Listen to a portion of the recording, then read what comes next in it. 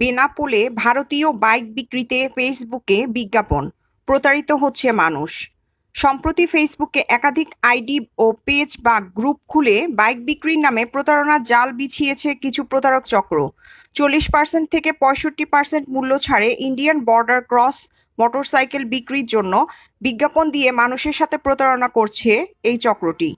স্থানীয় প্রশাসনও এই বিষয়টির তদন্তে নেমে প্রতারণা চক্রের কয়েকজনকে শনাক্ত করতে সক্ষম হয়েছে বলে জানা যায়। ইতিমধ্যে আমরা কয়েকজনকে শনাক্ত করেছি, তাদেরকে গ্রেপ্তারে আমরা অভিযান পরিচালনা করছি।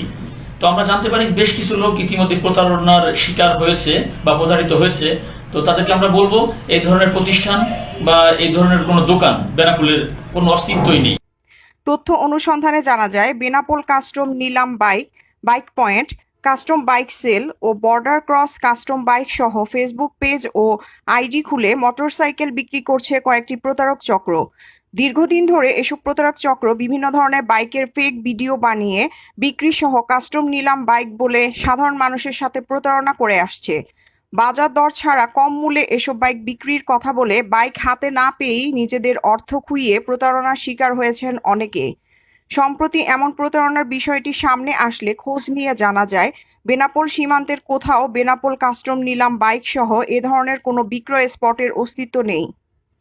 বেনাপোল ট্রান্সপোর্ট মালিক সমিতির সাধারণ সম্পাদক আজিম উদ্দিন গাজী বলেন, একমাত্র টিভিএস শোরুম ছাড়া বেনাপোল সীমান্তের কোথাও আর কোনো শোরুমের অস্তিত্ব নেই।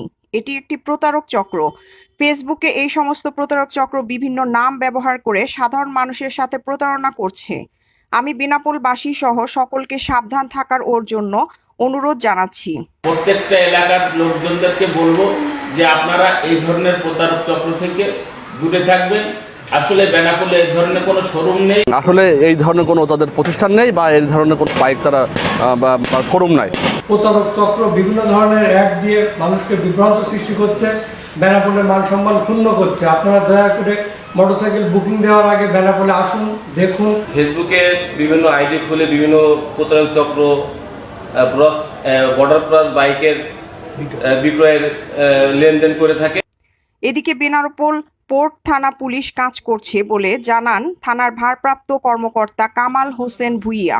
বলেন, অভিযোগের ভিত্তিতে আমরা বিষয়টি তদন্ত করে প্রতারক চক্রের কয়েকজনকে শনাক্ত করেছি। চক্রটির বিরুদ্ধে দ্রুত পদক্ষেপ নেওয়া হয়েছে। কেউ এই চক্রটির মাধ্যমে প্রতারিত হবেন না।